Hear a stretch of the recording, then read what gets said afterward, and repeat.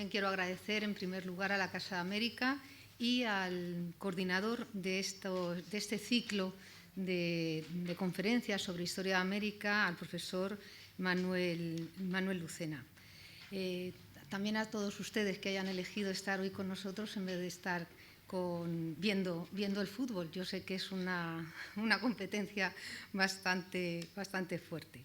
Bien, voy a empezar por el título. ¿Por qué el título? ¿Por qué hacer las Américas como un sueño continuado? Con él quiero decir que no solamente los indianos, aquellos hombres que volvían con bastante fortuna en algunas partes de España, llamadas los americanos, no solamente ellos consiguieron hacer cumplir su sueño de todo inmigrante, que era llegar a América y conseguir al menos una determinada posición económica, es decir, ascender en el escalafón y volver a ahorrar y volver a su tierra pues con su sueño cumplido, digámoslo así, ¿no? Este hecho lo acredita, por ejemplo, si medimos las estadísticas, los porcentajes cuando los emigrantes partían, más de un 60% dicen que están dedicados a la agricultura, son o campesinos o labradores. Si uno compara esta ocupación que tenían los emigrantes al partir con la ocupación que tienen ya una vez en América, casi todos se centran en el sector terciario, en el comercio, y la gran mayoría llegan a ser dueños, propietarios de establecimientos, por supuesto, de muy diferentes tamaños. Por tanto, en términos generales y con dimensiones muy diferentes, el sueño de hacer la América va unido a todo el proceso migratorio del cual vamos a hablar aquí. También quería hablarles, antes de comenzar, marcar la emigración como un fenómeno transnacional y como un fenómeno que produjo modernización. Cuando hablo de transnacional me estoy refiriendo a un fenómeno en el cual estuvieron implicados millones de personas que crearon campos sociales que propiciaron redes, no solamente redes económicas, redes de parentesco, sino también redes culturales y redes políticas.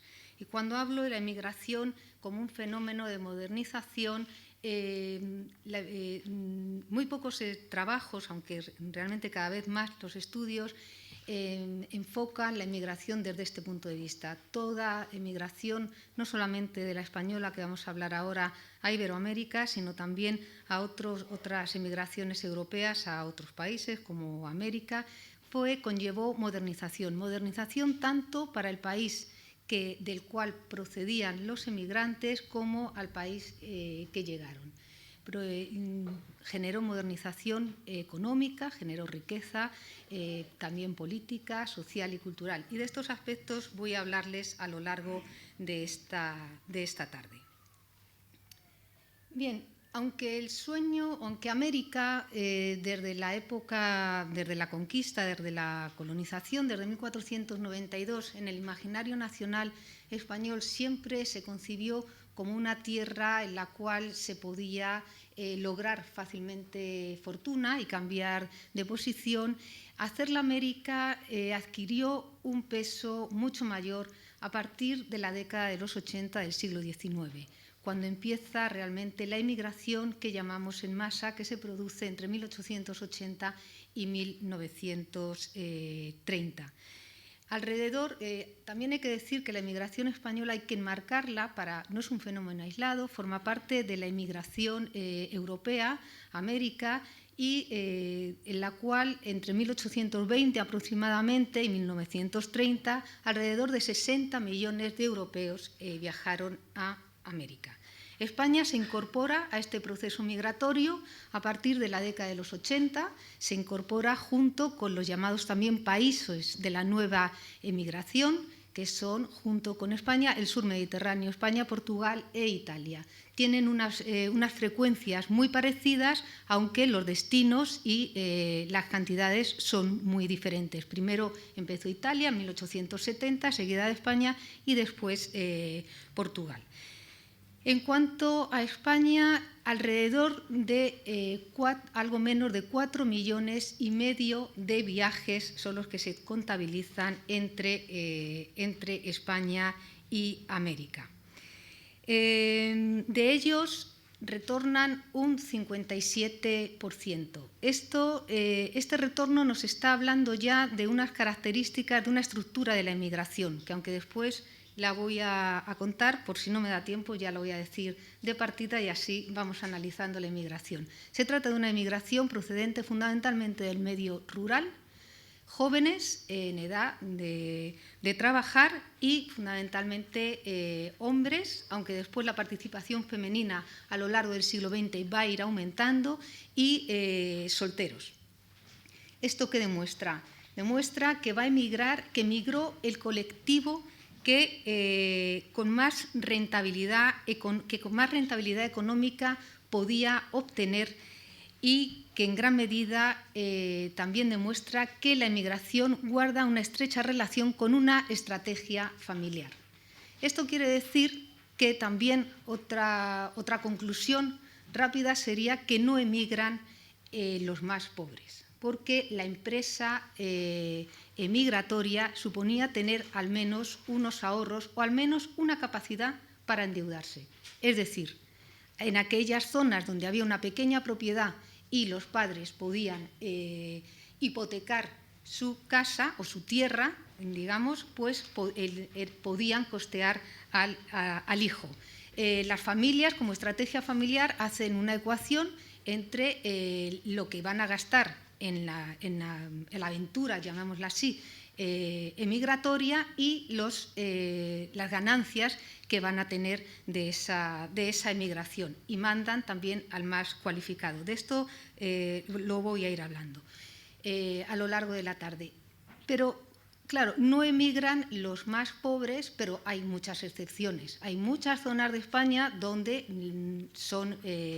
no son campesinos, no son pequeños ni medianos propietarios, sino que son jornaleros, y en esas zonas también emigran. Y esto tiene que ver por los otros factores de los que luego voy a hablar, que tienen que ver con las llamadas desde los países iberoamericanos. Tiene que ver con todos los programas, con todos los proyectos de colonización o de inmigración que costeaban el pasaje a estos jóvenes o incluso a familias para asentarse en el territorio americano.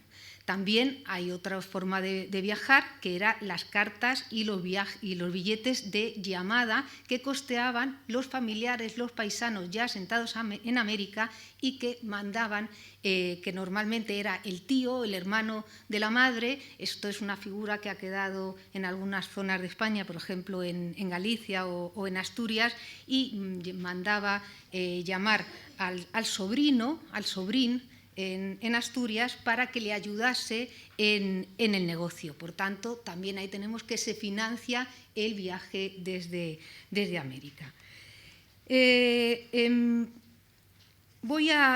La siguiente, les quería hablar también de las causas de la emigración.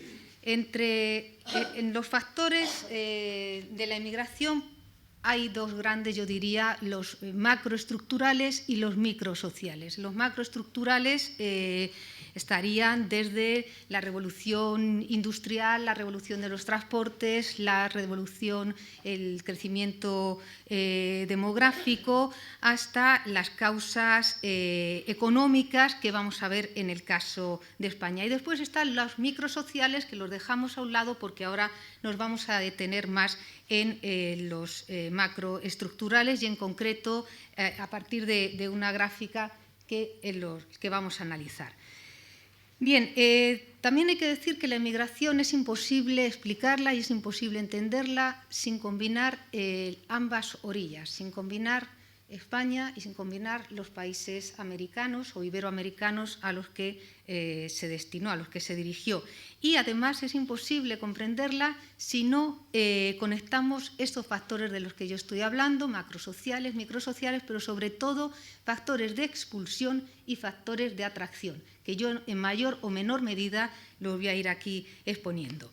Bien, dichos factores son interdependientes y además fueron producto primero de una globalización económica, esto es de una complementariedad de las economías y por tanto una dependencia de unas economías con otras, estoy hablando de las economías europeas y de las economías americanas, y también de una articulación de los mercados que se produce a ambos lados del Atlántico. Una articulación de los mercados que además hizo que es otra de las características. Muchas veces podemos pensar que el emigrante partió al azar. En algunas ocasiones fue así, pero en otras ocasiones sabía dónde iba por todas estas redes, por todas estas cadenas migratorias que llaman al emigrante y que están también articulando estos mercados de trabajo a ambos lados. Sobre todo cuando uno estudia la emigración temporal, o también llamada emigración golondrina, se ve perfectamente la articulación de estos mercados laborales, como por ejemplo los canarios. Iban cuando no tenían cosecha en Canarias, se dirigían a los países donde estaba la zafra azucarera, por ejemplo, en Cuba, en Puerto Rico, o también otras cosechas en el río de la Plata. Y esto nos está hablando de un mercado también fragmentado, pero también de un mercado articulado y de un conocimiento previo que se tenía de lo que era la emigración, lo cual no quiere decir que el emigrante, el individuo que llegase, sabía perfectamente a lo que iba, ¿no? No nos va a dar tiempo aquí a hablar de la vida cotidiana de los emigrantes, pero se lo digo así rápidamente. Bien, existe una correlación entre el aumento de la emigración. Las estadísticas españolas son a partir de 1880 y existe una correlación a partir de cuando empieza esta emigración en masa y la consolidación de lo que podemos llamar la economía mundo. La emigración deja de tener a partir de 1880 un carácter eventual que podía corresponder a determinadas coyunturas para ser un fenómeno, para convertirse en algo estructural. Es decir, son movimientos migratorios, movimientos poblacionales que responden a la demanda fundamentalmente de las economías de los países americanos. Es una inmigración planificada, puede ser asistida, como antes les decía, a partir de proyectos de colonización, proyectos de inmigración que generan o los estados americanos que están poniéndose en marcha, se están organizando después de las independencias, a partir de 1825, 30, etcétera, o de Cuba y Puerto Rico a partir de 1898, y también estamos asistiendo a veces a una inmigración asistida, puesto que son estos estados los que van a pagar a los emigrantes, y uno de los ejemplos más claros de una emigración subsidiada es Brasil. Brasil sería como... Hay otros ejemplos también, pero yo digo que quizá el más representativo es Brasil. Bien, en causas en general de la emigración, antes de pasar a analizar esto, tenemos el aumento demográfico, un aumento demográfico que va a romper el equilibrio entre la población y los recursos naturales.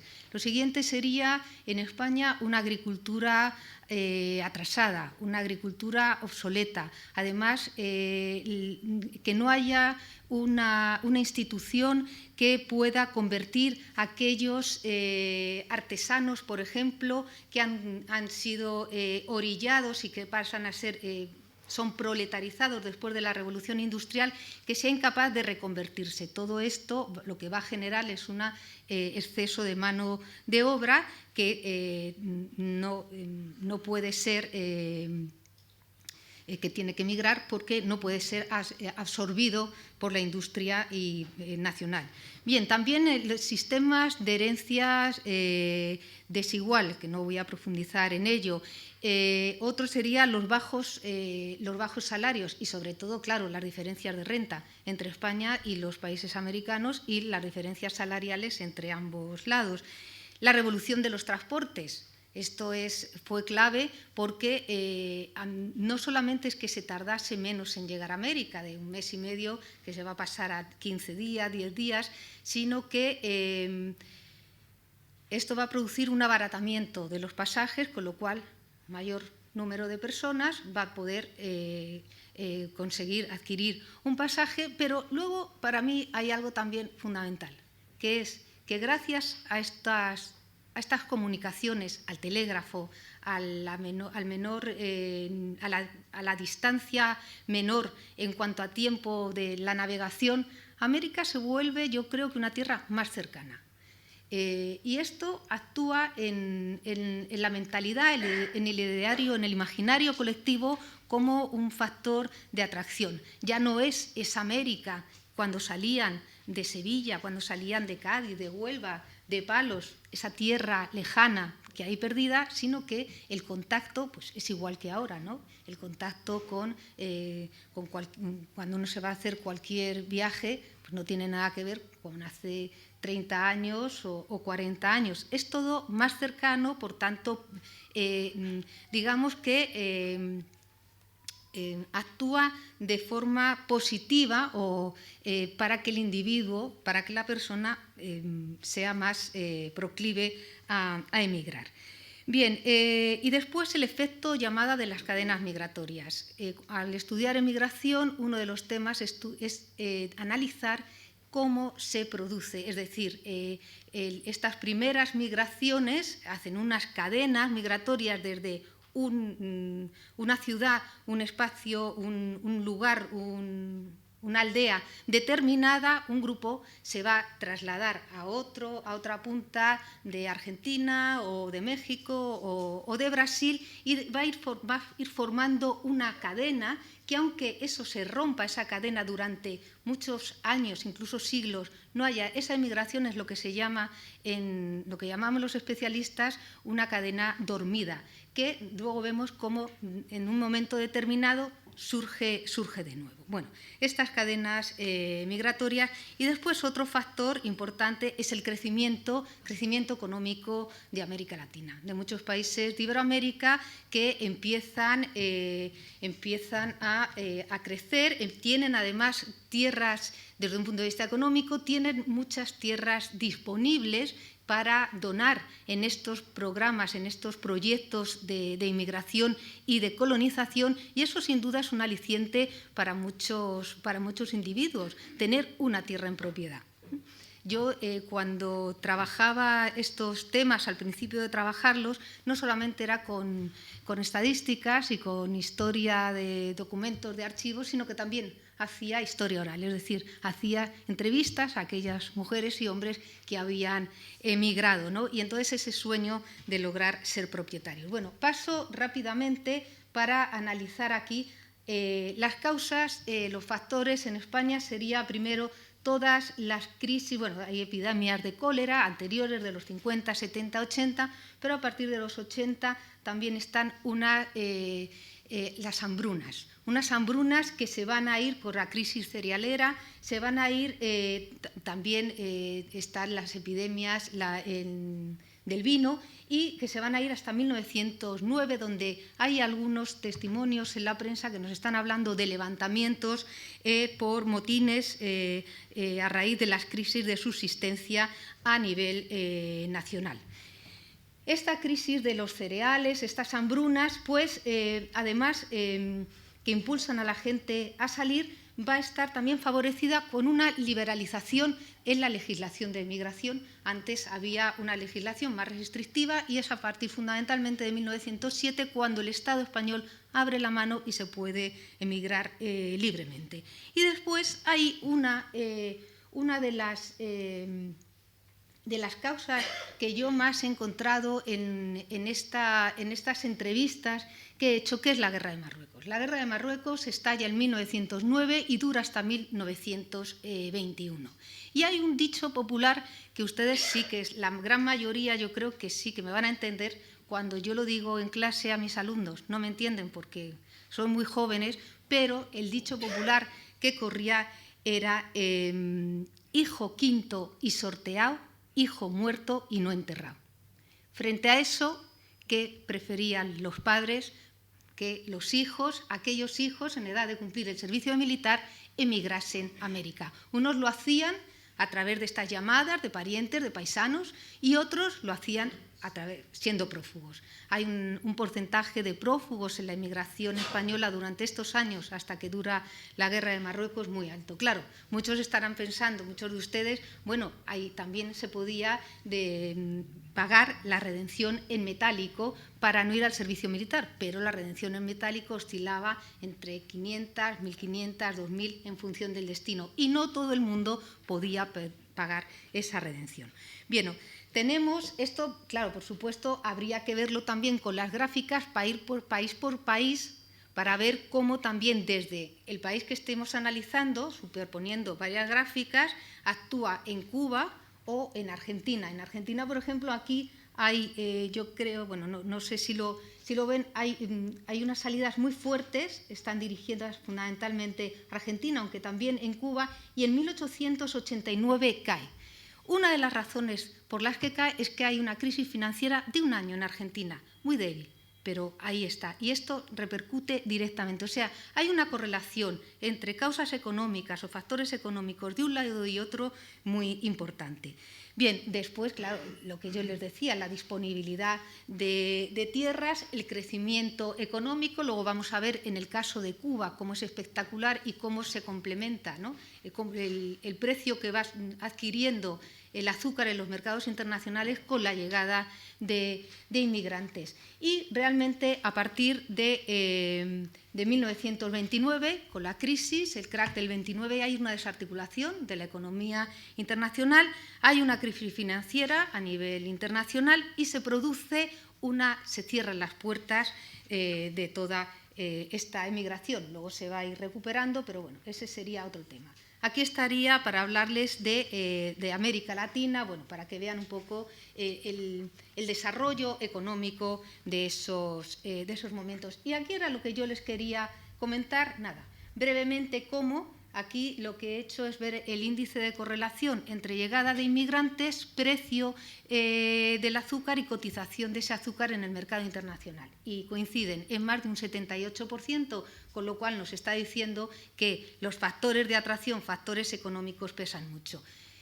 Tengo que ir muy deprisa porque no me va a dar tiempo a decir casi nada. Pero no quiero, otro factor que no me gustaría que se olvidase es que en América Latina, además de todo este crecimiento económico, por supuesto, jugó un papel muy importante en el caso de determinados europeos y en el caso de los españoles, el imaginario que había en las sociedades americanas sobre la cultura hispana o la cultura española. Estoy hablando de finales del siglo XIX y principios del XX. El imaginario fue cambiando a lo largo del siglo XIX, pero en estos momentos. Y sobre todo estoy hablando del juego que se hace, las diferencias entre civilización y barbarie, entre civilizados y bárbaros. ¿Quiénes eran los individuos que podían llevar a cabo el proceso civilizador en estos países? Eran hombres blancos. Y dentro de estos hombres blancos, los españoles jugaron ahí un papel también fundamental en este proceso de selección étnica que hubo en algunos países. Bien, pero yo también les decía antes que junto a estas causas o factores macroestructurales, también hay otros microsociales que se han estudiado menos y que hay que tenerlos en cuenta. Y me estoy refiriendo cuando uno trabaja la inmigración como un fenómeno de difusión. Y ahí está la información y la propaganda, y por otra parte está el comportamiento o la imitación. Cuando hablo de información o propaganda, desde luego fue clave para que la emigración, hay algunos autores como José Moya que hablan de la emigración como una fiebre que recorría Europa, que recorría España. Y realmente hubo la información y la propaganda fue por varias vías, pero sobre todo fueron a través de las compañías navieras, de los anuncios de las compañías navieras en los principales puertos de salida. Por ejemplo, en La Palma, en la capital, todavía en la calle Real, hay un gran cartel muy bonito de principios del siglo XX de una compañía naviera. Por supuesto, todos saben la relación directa que tuvo Canarias con América y en concreto con Cuba o posteriormente con Venezuela, ¿no? Ya en el siglo XX estoy refiriéndome. Pero además de estas compañías navieras que hacían su propaganda en las ciudades, como digo, en periódicos, después las compañías navieras contrataban a unos individuos que se llamaban los ganchos, aunque depende de la zona de España que estemos hablando, en otras zonas se llaman arregladores y en otras se llaman garroteros, y estos ganchos eran los encargados de recorrer el mundo rural para captar emigrantes, para hablarles de lo que era América y para ofrecerles el viaje, que además les vendían no solamente el pasaje, sino también les ayudaban a toda la documentación que necesitaban para emigrar. Estos ganchos no solamente eran contratados por las compañías navieras, algunos países americanos mandaron agentes a España y a otras partes de Europa para también hacer propaganda y en concreto, por ejemplo, en el gobierno argentino mandó en diferentes ocasiones varios de estos agentes. Bien, en cuanto a... Bueno, aquí tienen más de compañías. Y después la otra, la propaganda también, como se hacía la propaganda, también se hacía como reclamo, ¿no? A través de las cartas, a través de las cartas que mandaban los jóvenes a sus familias. Que por supuesto en estas cartas, la gran mayoría, yo he leído bastantes, y en la gran mayoría de estas cartas no se hablaba de los trabajos y los días y del sufrimiento que la mayoría de ellos tuvieron, porque tuvieron que empezar desde abajo, incluso los que hicieron gran fortuna, o no desde abajo, desde el medio, dependía, no se puede generalizar, pero bueno, tuvieron que trabajar bastante. En estas cartas se hablaba, se decía lo que la familia quería oír. Y estas cartas eran contadas en los lugares, en la plaza, en la cantina, y eran una forma también de hacer propaganda eran cantos a América y de lo bien que se vivía allí, ¿no? Yo siempre cuento la anécdota, no es español porque es un italiano, pero un italiano que llega a Nueva York y cuando está en una de las grandes avenidas, al llegar allí, ve que los adoquines eran de lo que son los adoquines, que no eran de oro, ¿no? Entonces se sorprende porque uno de los mitos que había entre todos estos emigrantes italianos era que hasta los adoquines en Nueva York eran de oro y la gente rápidamente podía hacer fortuna. Y bueno, otra que es muy bonito también, o a mí me lo parece, son las fotografías que mandan los emigrantes.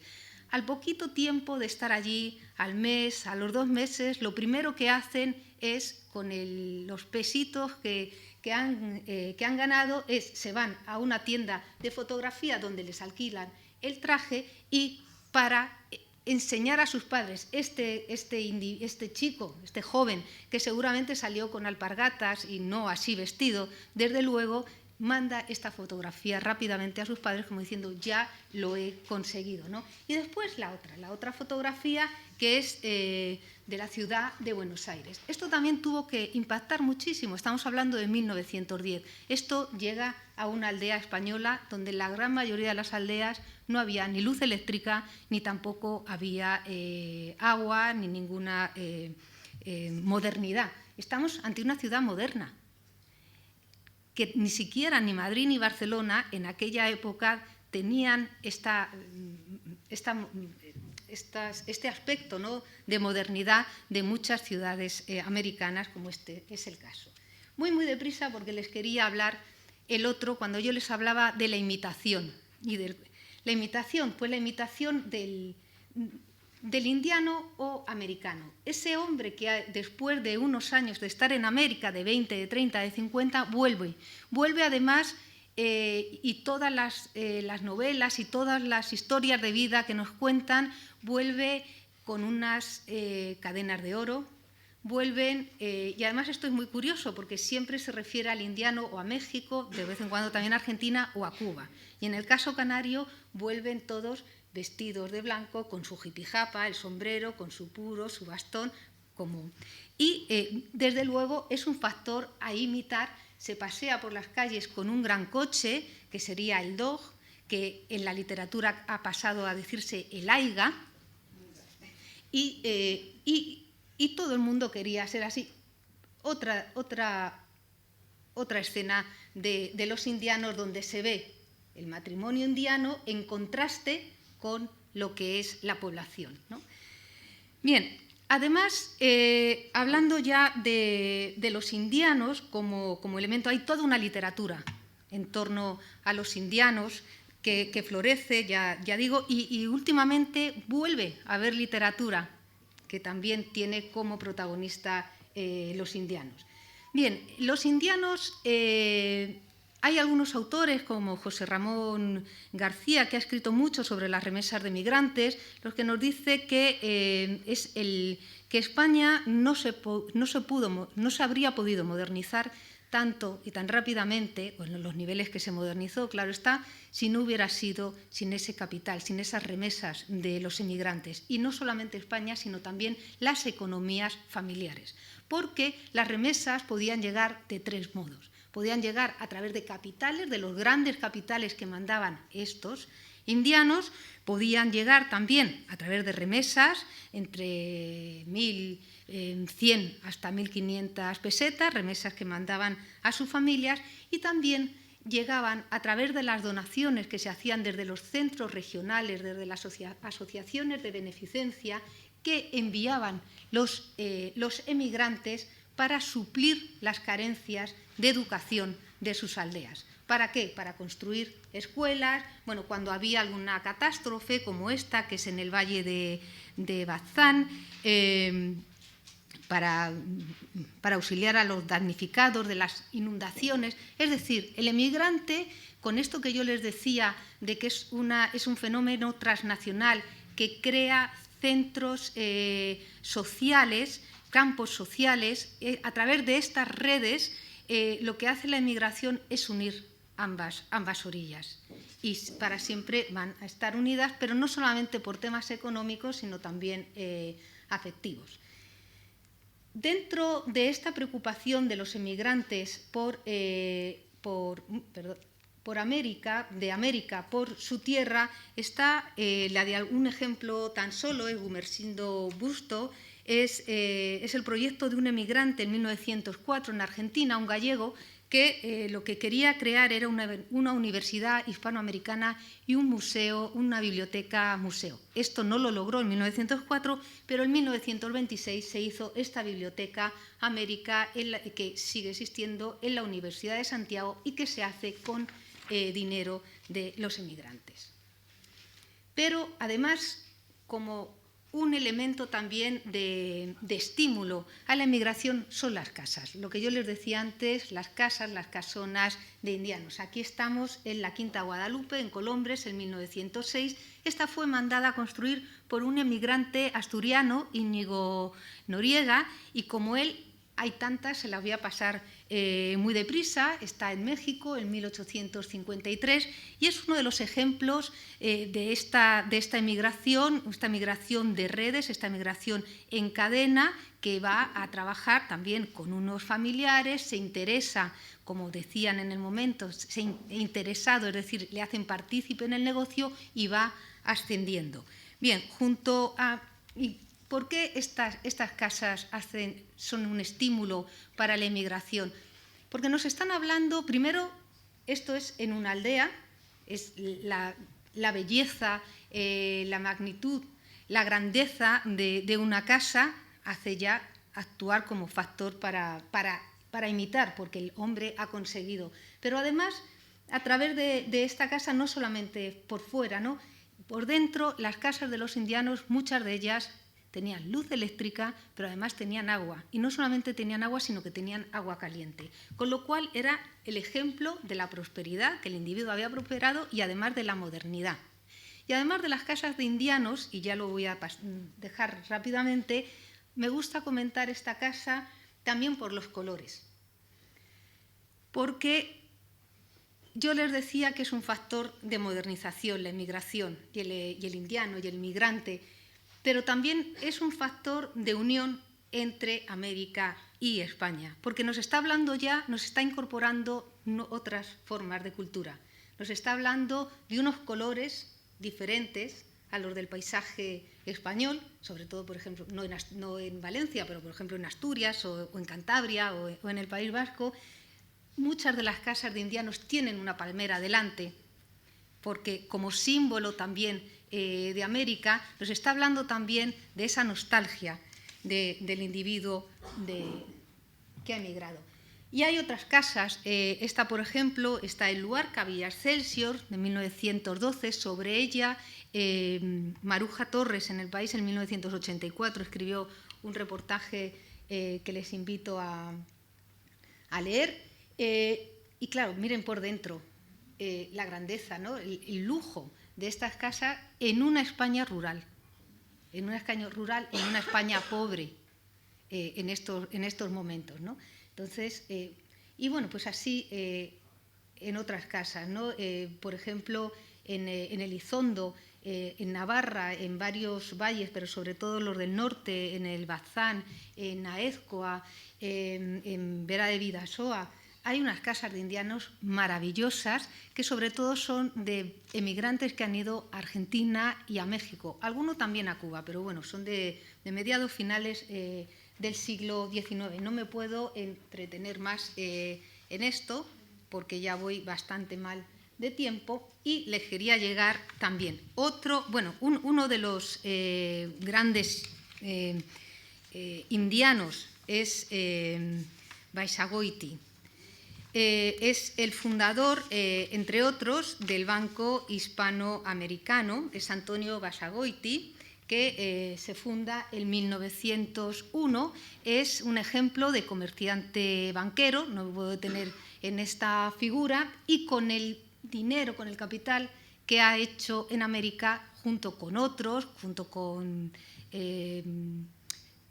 Rodríguez, con otros empresarios, ¿no?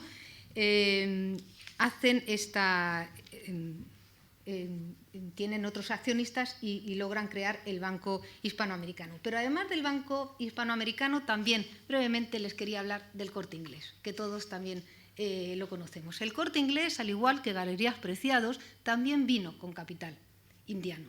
Y vino con capital, además, hecho en Cuba.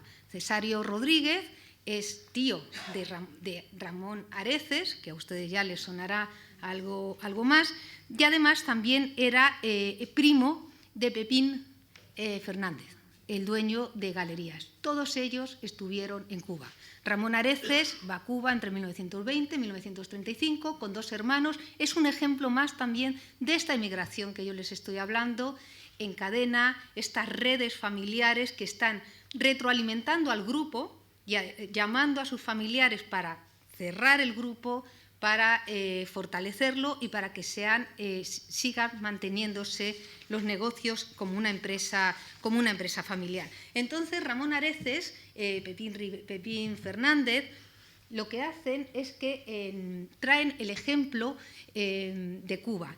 Por ejemplo, ellos trabajaban y eran dueños de almacenes, los tensenes de La Habana, se llaman así tensenes, los almacenes, o se llamaban almacenes El Encanto. Y los almacenes El Encanto eran un ejemplo de los almacenes que había por plantas en Estados Unidos, los Macy's, ¿no? En España no se conocían. Miren aquí, creo que es 1953, la modernidad de esta imagen, ¿no? Bueno, ellos traen este modelo empresarial y este modelo de ventas a España y crean, bueno, primero Galerías Preciados y después el Corte Inglés. En cuanto a los destinos de la emigración, fundamentalmente Argentina, seguido de Cuba. Si bien hay que decir que Cuba hasta 1904 fue el primer país de destino de los emigrantes. Después, si hay un debate, podemos hablar, porque no me va a dar tiempo a explicarles por qué va cambiando esto. En cuanto a las profesiones de salida, simplemente ahí le decía lo que les comentaba al principio, ¿no? El 61% está dedicado a la agricultura. Y hablarles de la llegada, los emigrantes que no tenían la carta de llamada ni los papeles necesarios para entrar libremente, eran llevados a unos lazaretos de inmigración, que en Cuba era el Lazareto de Triscornia, el Hotel de Inmigrantes en Buenos Aires. En cada país se llamaron de una manera, y ahí era donde, además ahí también iban, por supuesto, aquellos que estaban enfermos para la cuarentena, y ahí es donde iban los hacendados o los empresarios para ofertarles trabajo con el fin. ¿Y para qué iban ahí? Pues el fin era que asegurarse que el emigrante no iba a ser una carga pública para el Estado, ¿vale? Para Cuba, para Argentina, para Brasil o para México. Muchas veces también lo que hacían los emigrantes es que eran ya socios de un centro regional, el que ya vamos a hablar, y simplemente por el mero hecho de llevar ya el carné de socio de un centro regional, eso garantizaba al Estado que ya no iba a ser carga pública. ¿Por qué les garantizaba esto? Porque ya se veía que esa persona era miembro de una comunidad, era miembro de un colectivo, de la colectividad española, del centro gallego, del centro asturiano, de cualquier centro, que les iban a acoger, les iban a proporcionar trabajo, etcétera, etcétera. El asociacionismo es otro de los puntos que tengo que pasar muy deprisa, apenas sin tocar. Solamente decirles que el asociacionismo no es un fenómeno que vaya ligado a un tipo de emigrante ni a un país determinado. Es un fenómeno que va ligado a todo proceso migratorio. Todos los emigrantes de cualquier país lo que quieren es recrear sus formas culturales, sus formas sociales, y una de las formas de hacerlo es a través de creando estos centros imponentes. Este es el Centro Gallego de La Habana de 1879. Es uno de los primeros centros que se hace en América. Bueno, en Cuba está el Centre Català, que es de 1844, es anterior, pero está el Centro Gallego, después está el Centro Asturiano. Estos centros tuvieron varias funciones. La primera y una de las principales fueron lugares, yo creo que fueron canales de adaptación de los emigrantes, al recrear la cultura, al recrear la tierra dejada, pero también fueron canales de adaptación porque ahí tenían relaciones tanto intraétnicas como interétnicas. Es decir, en los centros regionales no solamente había españoles, en los centros regionales y asociaciones de beneficencia también podían participar los nativos. Con lo cual, ahí es un pequeño microcosmos de la sociedad española dejada de la aldea, pero también de la sociedad receptora, de Buenos Aires, de Argentina, de México, de Brasil, de Uruguay, de Chile. Y ahí era un centro también, por tanto, de sociabilidad, donde el individuo podía encontrar trabajo. Por todas partes hay centros regionales. Centros regionales que estaban también, está el gran centro regional, pero podemos decir que cada municipio, a veces cada aldea, lo que quiso es tener su propia asociación allí. Los hijos de Cudillero, que a lo mejor son 100 habitantes en Cudillero, pues en La Habana tenían los hijos de Cudillero 100 o 1000 habitantes, tenían ahí su pequeña sociedad. Son sociedades de beneficencia que daban prestaciones sociales, socorros para aquellos que tenían que repatriarse, por ejemplo. También daban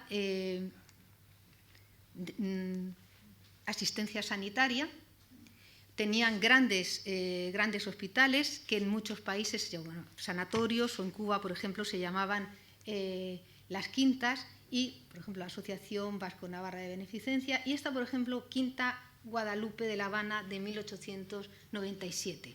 La Quinta Guadalupe, que era de los asturianos, Guadalupe no, Covadonga, de los asturianos. Estoy con la Guadalupe, con la Quinta Guadalupe de Colombres, con la Casa de Indianos. La Covadonga de La Habana, la Benéfica, que era de los gallegos, y que siguen actuando en Cuba como grandes centros, como grandes hospitales. A cambio solo de una pequeña cuota, el inmigrante tenía derecho a la sanidad, tenía derecho a la hospitalización, a ratos de ocio, a las veladas que llamaban, y también a la asistencia a clases, porque también tenían planteles de enseñanza. Bien, termino rápidamente con la integración. El español, el inmigrante español, para hablar en dos palabras, la inserción laboral del inmigrante lo encontramos en diferentes sectores, pero fundamentalmente, como antes he dicho, es el sector terciario y es el comercio al por menor y al por mayor.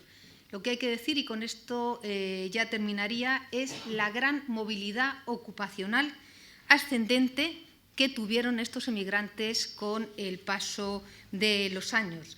Y esta inserción laboral, bueno, habría que ir estudiándola caso por caso, les traía algunos ejemplos, pero yo sé que siempre hablo más del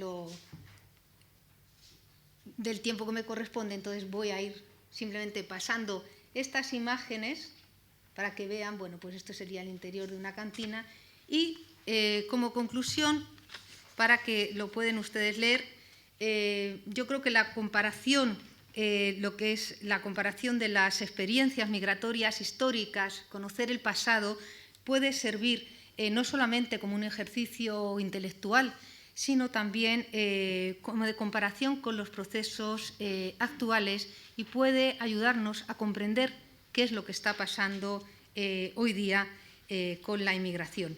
El conocimiento histórico de lo que pasó entonces nos puede ayudar también a plantear soluciones a problemas similares que se están viviendo en la actualidad.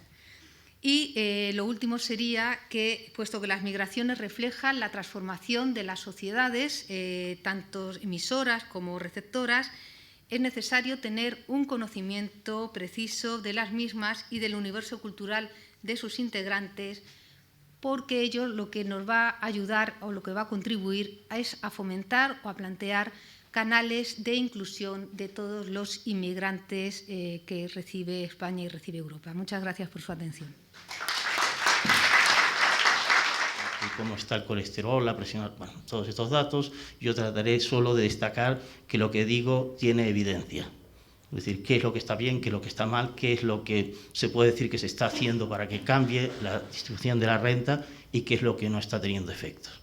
Por decir, os preguntáis, ¿y el gasto en salud mejora la desigualdad? Es decir, reduce la desigualdad. El gasto en educación que hace el gobierno está reduciendo la desigualdad. El impuesto sobre la renta está reduciendo la desigualdad o aumentándola. Y también hay algunos indicadores que, ya digo, son técnicos, pero trataré de explicarlos. Lo primero que podemos decir es que en América Latina, para mantener el suspense, es la región más desigual del mundo, para ponerlo en términos. Esto ha llevado a los historiadores, a los que participaron en la Conferencia de Buenos Aires, de CEPAL, Naciones Unidas y del Banco Mundial, a preguntar de si siempre ha sido una zona desigual. Historiadores que han analizado cuál era la desigualdad en la época de la conquista, vamos a decir, a lo largo de los siglos, y nosotros, como necesitamos datos anuales regulares, vamos a hacer el mejor análisis posible en el periodo más reciente, siglo XX y siglo XXI. Entonces mostraré tendencias de largo plazo de historiadores y cifras que tenemos más bien los economistas. Algunos de los que han trabajado en este tema es, por ejemplo, el secretario general de CEPAL, que es Ocampo, gente como Milanovic en el Banco Mundial, que ha recopilado estos datos, y datos como Jeffrey Williamson, que es un profesor de Harvard, que ha trabajado en tendencias desde la conquista, vamos a decir, del siglo XV, para situar. Y se puede decir que el problema de la desigualdad es un problema, podemos decir, moral, es un problema, pero es un problema también social, es un problema económico. No es simplemente un problema moral, no es un problema ético que nos puede molestar, es un problema también para la eficiencia y la cohesión de esas economías, e histórico. Algunos elementos que destacó directo e indirectamente Consuelo creo que son importantes. La buena noticia es que desde 1990 la desigualdad está disminuyendo. Es decir, hay una tendencia, en principio decían después de 5 años algunos países, pero podemos decir que todos los países han mejorado, salvo uno.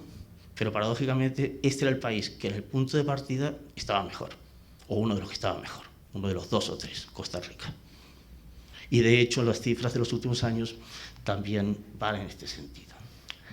En este sentido lo que estoy diciendo es América Latina llama la atención porque en los últimos 20-25 años parece que está mejorando en materia de desigualdad. La mala noticia es que el mundo es más desigual. Y la desigualdad en Europa, la desigualdad en Estados Unidos, la desigualdad en los países de la OCDE está aumentando. Y la desigualdad en Asia también está aumentando. Pero Asia se puede decir que va en la tendencia contraria que América Latina. Asia en general, Japón, Corea, la República de Corea o China, eran regiones que ya históricamente eran igualitarias.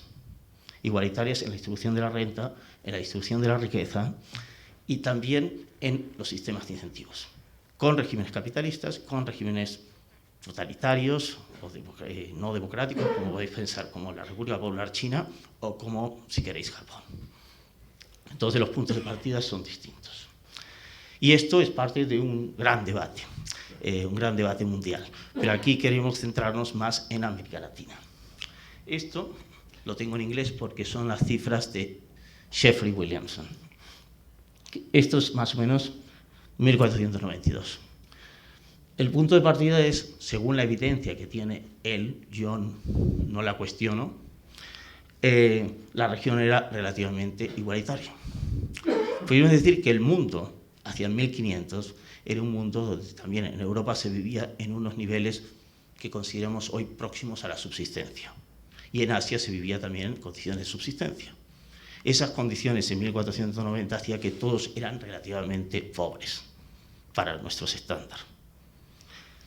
A lo largo del tiempo la desigualdad fue aumentando. El momento, podemos decir, de la independencia de estos países, hacia principios del siglo XIX, la desigualdad como resultado de conflictos, desintegración, mejora. En las décadas del siglo, las últimas décadas, estas que otros autores denominan de primera globalización, vuelve a aumentar la desigualdad. Parece ser que cuando hay crecimiento también hay aumento de desigualdad. Y parece ser que esto es una condición para que funcione la economía mundial. Esto no es mi interpretación, es la interpretación de especialistas como Piketty, que hoy en día está en boga, no sé si habéis hablado, es un francés que habla de esto, y de cómo resolver esto también con un sistema impositivo. Yo trabajo con Thomas Piketty, con Said, que está en California, es parte de esta red que estaba hablando. Pero lo mío es América Latina. Cuando yo os decía, buena noticia, está reduciéndose la desigualdad, los últimos datos que tenemos es todos estos países que tenéis aquí son países que están en rojo, son países de América Latina. Salvo Sudáfrica, todos los países siguen siendo más desiguales que países, como podéis ver ahí, yo no llego a ver, pero que los países que están en negro, que son países en desarrollo o países desarrollados. La cuestión es, ¿tenemos desigualdad? ¿Cómo podemos resolver el problema de desigualdad? Hay reformas radicales y reformas, podemos decir, bastante convencionales. La forma más convencional de resolver problemas de distribución es mediante reformas tributarias y mediante gastos, digamos, públicos, sociales, educación, salud, pensiones contributivas, no contributivas, por ejemplo, gasto en vivienda, es decir, estas serían. Y la imposición también tiene sus elementos. Esto no es nuevo, podemos decir que ha habido distintas fases de debates. Por ejemplo, cuando yo hice mi tesis, yo en los 80 me preguntaba qué se había hecho previamente, veía que en los 30 hubo reformas en Estados Unidos, en Europa, en varios países. En la década de los 60, Estados Unidos, en América Latina, con el presidente Kennedy, la denominada Alianza para el Progreso, también recomendaba como parte de la agenda aplicar reformas fiscales y reformas de gasto. Pero muchos gobiernos de la región consideraron que eso era muy radical para sus gobiernos. Hoy en día, la política fiscal vuelve a estar en boga, pero podemos decir que es bastante más convencional, bastante más normal. Es decir, está más asumida. Tiene que ver esto con las transferencias políticas y tiene que ver también con la consolidación de los sistemas democráticos en la región. ¿Lo explico? Luego, cuando medimos aquí, allí, los efectos, nos pueden parecer poco. Nos parece que es tanto el cambio que hay entre lo que se recauda y lo que se transfiere. Pero, pese a que sea poco, hay cambios. Esto es lo importante. Y también trataré de dar alguna evidencia empírica en programas concretos al final. Yo aquí resumo diversos estudios. Esto se remonta hasta hace bastante tiempo. Hay distintos especialistas trabajando en estos temas. Yo mismo me pongo como referencia, yo partí del análisis del gasto y los impuestos en el largo plazo. Pero cuando yo en los años 80, 90 quería encontrar datos de distribución de la renta, encontraba muy difícil. Las series eran cortas e incompletas. Entonces, cuando uno quiere hacer un estudio sistemático, tiene que tener suficientes datos. Hoy en día se puede decir que tenemos más datos para analizar estos procesos. Por ejemplo, teníamos más datos de impuestos que de gastos, por ejemplo. Y luego tenemos problemas de gastos desagregados a distintos niveles, municipal, vamos a decir, estatal, provincial o nacional. Y no siempre estos datos están consolidados. Y este es el tema central, problema de desigualdad, cómo resolverlo con la fiscalidad. Para esto, ya voy a los datos, lo que hemos recogido datos de todos los países para los que tenemos datos. Hay países como Cuba, de los que no tenemos datos. Hay países que administrativamente tampoco nos ofrecen datos, como Puerto Rico. Podemos cuestionar, pero tenemos 18 países de América Latina, prácticamente todos. Tenemos datos desde 1960 hasta 2013.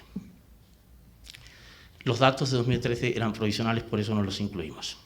Y los de 2014 todavía son aún más provisionales. Pero eso nos permite seguir replicando el estudio. Tenemos desde 1960 hasta 1989 gastos a nivel agregado y desagregado a ciertos niveles, a ciertos impuestos, ciertos gastos. Y desde 1990 hasta la fecha son datos de mayor calidad. Al mismo tiempo tenemos un indicador que mide, se denomina índice de Gini, o índice de Gini sería. Bueno, esto fue un autor que trata de medir que si un país es totalmente desigual, tendría un valor de 1. Y si el país sería que todos tienen una renta igualitaria, tendría un valor de 0.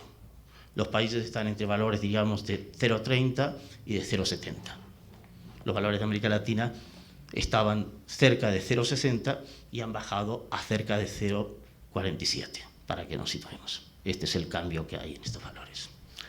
Y luego tenemos estos datos a nivel, que algo que es muy importante, urbano y rural.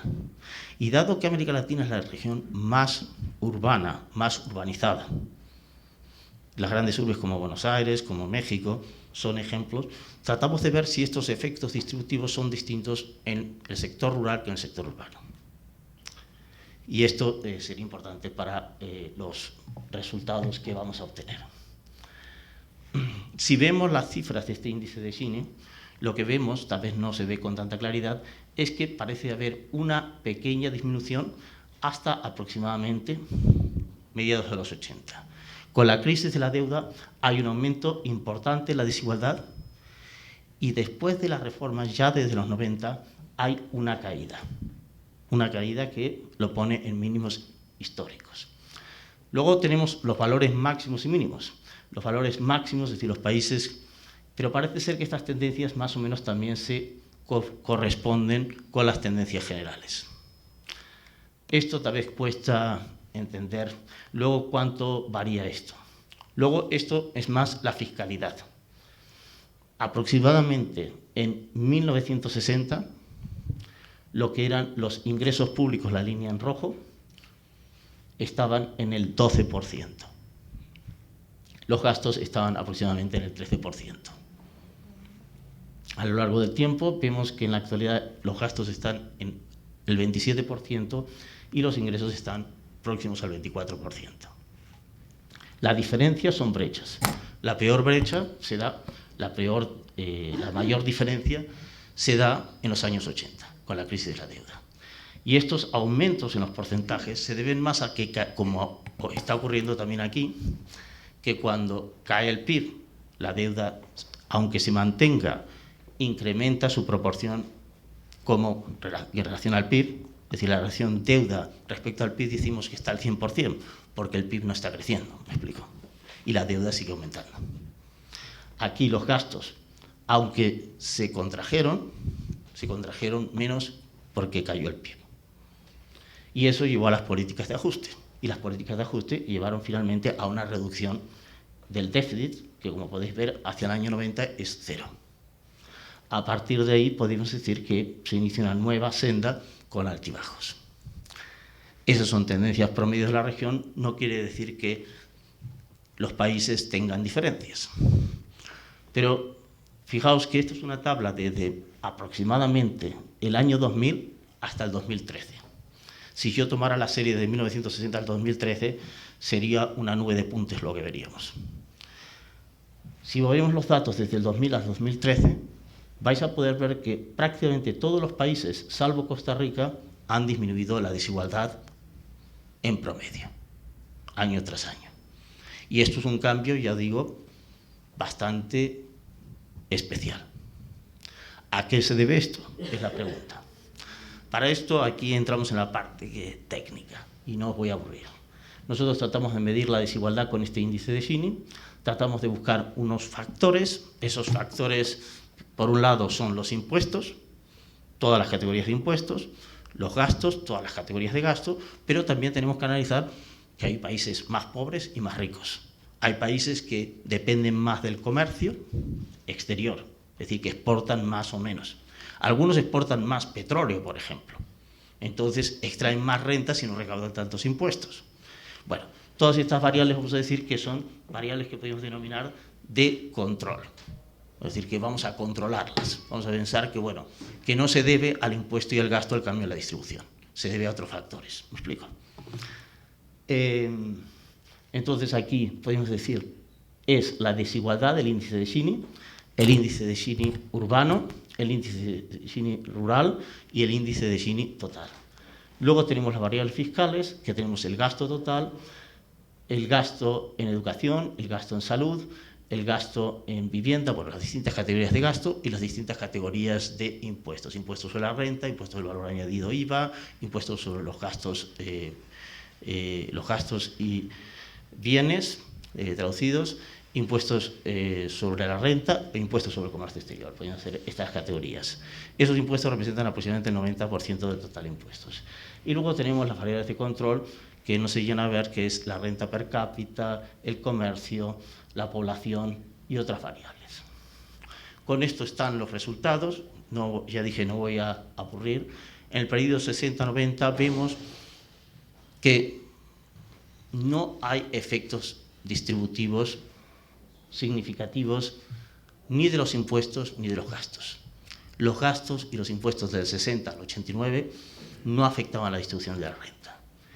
Y la única paradoja, os podría decir en esto, es que el gasto en educación más que reducir la desigualdad, la aumentaba. Y hay evidencia. Por decir, con el gasto de educación se beneficiaban más las clases medias y los ricos que los pobres. ¿Se entiende esto? Y se veía en términos distributivos. Y en términos de impuestos tampoco se veían efectos importantes. Cuando vamos al periodo 90, vemos que los gastos son más efectivos, tienen un efecto distribuyendo la renta, es decir, cambian la distribución de la renta. Y luego vemos también que hay determinadas categorías de gastos que son más efectivas que otras.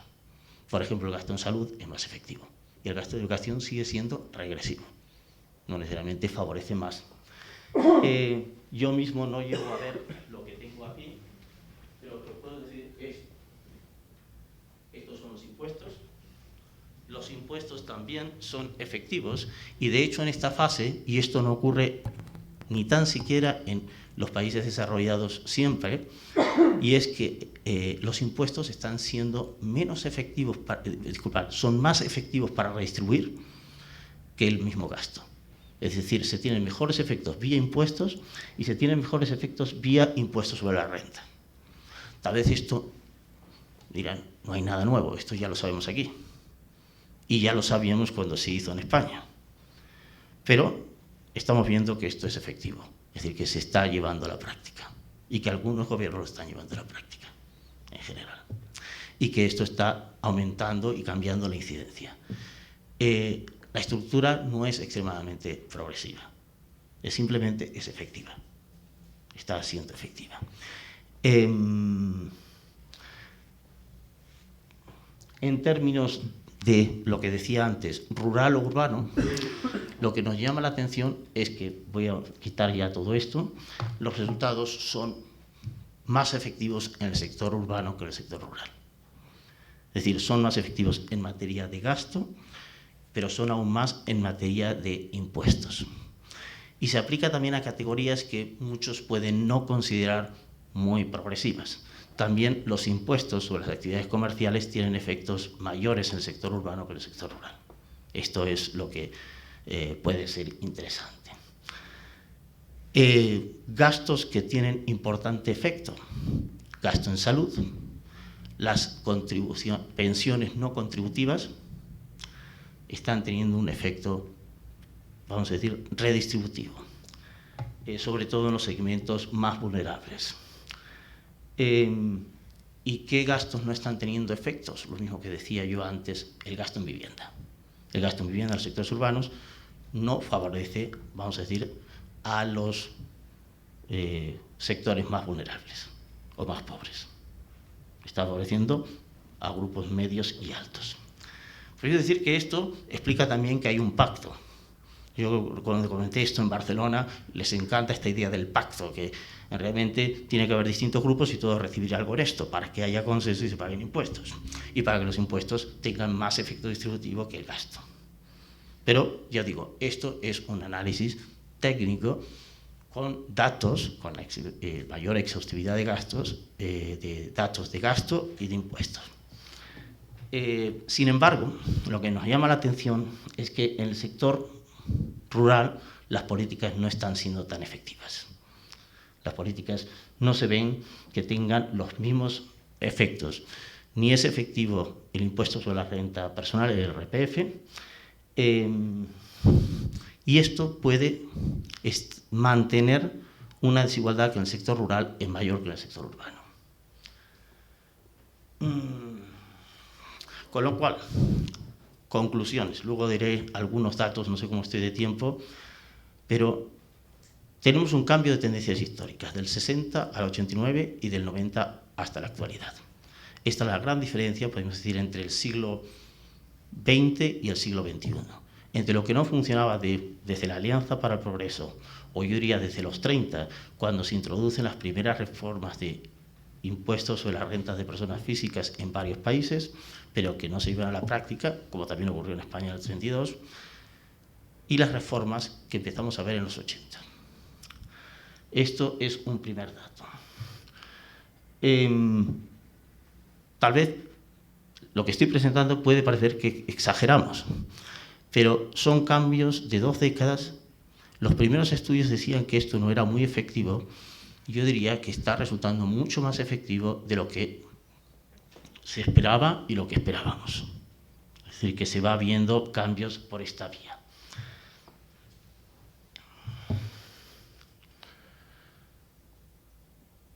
Aquí hay datos que...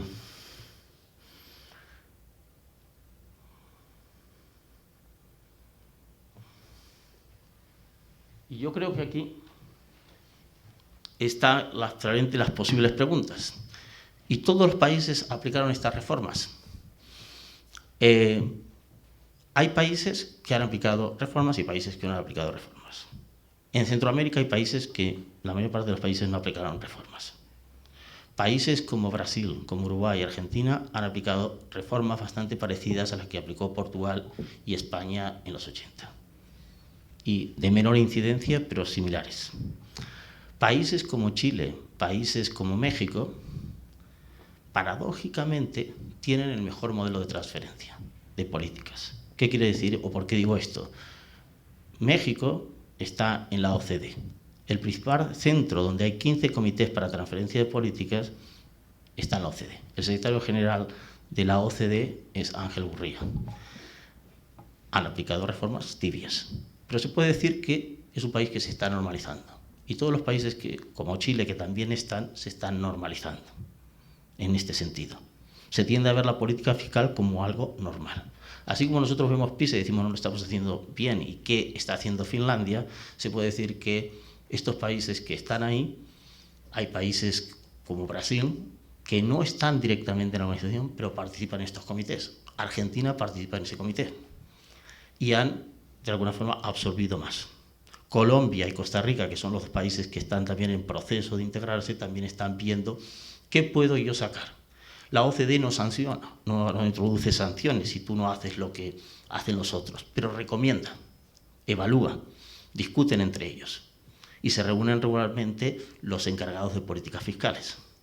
Con lo cual se puede decir que hay un ámbito claro para la transferencia de política para países como México, Chile, Colombia, Costa Rica.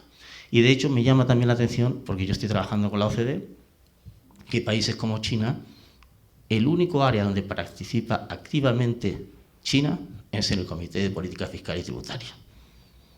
Entonces, algunos de estos cambios no tienen nada de radical, están siendo efectivos porque van por la vía técnica y se buscan vías para políticas efectivas. Con lo cual, hay evidencia práctica para seguir con estas reformas. Con lo cual, esto es una síntesis, yo no sé cómo estoy de tiempo. Bien, primero os doy las gracias y luego vosotros, como mucha gente, quiere algo práctico. Yo lo que puedo decir es que si me preguntáis también cómo traduzco esto en términos de distribución de la renta, os puedo decir que las últimas 2 décadas, sobre todo la última década, que es cuando se reduce más, 15 años, ¿sí?, las economías están creciendo. Prácticamente no han sufrido la crisis. Esto tiene que ver con 2 efectos. Uno, un crecimiento, una consolidación macroeconómica, pero también un efecto de términos de intercambio, de aumento del precio de las materias primas, una creciente demanda asiática de productos de América Latina. Todo esto ha propiciado crecimiento. El crecimiento explica, yo diría, aproximadamente, tal vez me paso un poco, pero vamos a decir, el 40% de la historia, entre el 33 y el 40%. La otra parte se explica por otros factores. Estos otros factores, un 25%, se explica por transferencia de gastos y por el sistema impositivo. No sé si me explico. Lo estamos diciendo. Sin crecimiento puede continuar, pero no es tan viable esto. Básicamente, los programas no contributivos de pensiones, algunos autores, un colega que también trabaja en esto, dice, bueno, lo que está haciendo América Latina es que está premiando más que la educación de los más pobres a los viejos. Y yo, en mi evidencia, le digo, no entro a valorar éticamente qué es lo mejor, pero exageras porque las contribuciones, disculpa, las pensiones no contributivas me explican entre el 5 y el 10% nada más. ¿Me explico? Y el tema de educación tiene que ver más en el cómo se hace efectiva la política de gasto de educación que en el cuánto. ¿Me explico? Es decir, no es tanto la cantidad. Lo que vemos es que, tal vez la segunda pregunta es, la desigualdad ha disminuido, ¿sí? Porque ha habido crecimiento, que es lo que tenéis en rojo. El crecimiento, la línea en rojo, es exactamente lo mismo, es el crecimiento del PIB, y esto también ha permitido reducir la pobreza. Los programas han sido efectivos porque han evaluado y han gastado en los segmentos más vulnerables. En una primera fase esto es efectivo. ¿Por qué? Porque con muy poco dinero, por decirlo, en Bolivia es el 0,23% del PIB, en Guatemala el 0,24%, en República Dominicana con una pequeña proporción del gasto. Se está cubriendo, por ejemplo, en Bolivia casi el 50% de la población. Ahora, seguir haciendo política no va a cubrir a tanta gente con tan poco gasto. Este es el principal problema. Es decir, tenemos cambios, son cambios graduales. Ahí tenéis la lista de los 18 países, tenéis los programas, tenéis cuál es el porcentaje de transferencia del gasto en función del PIB. Recordad que estamos hablando del 25%, con solo un 0,25% se pueden hacer políticas que mejoren. Ahora, marginalmente, moverse a otra política no es tan fácil. ¿Me explico? Y también se puede decir que hay cambios importantes en materia de educación, por ejemplo, del 2000 al 2013, pero queda todavía mucho por hacer en materia de calidad y eficiencia del gasto. Si alguien tuviese interés, los países también evalúan, por ejemplo, cuáles son los efectos de este gasto y estos impuestos en términos, por ejemplo, de mortalidad, en términos de género, de tasas de mortalidad por género, y lo que me parece más interesante que yo hable de desigualdad, hablo de desigualdad económica, pero, por ejemplo, diferencias étnicas en Perú.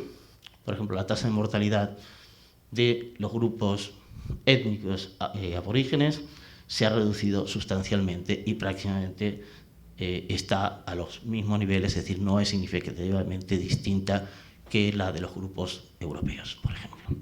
Entonces son datos significativos también de este cambio.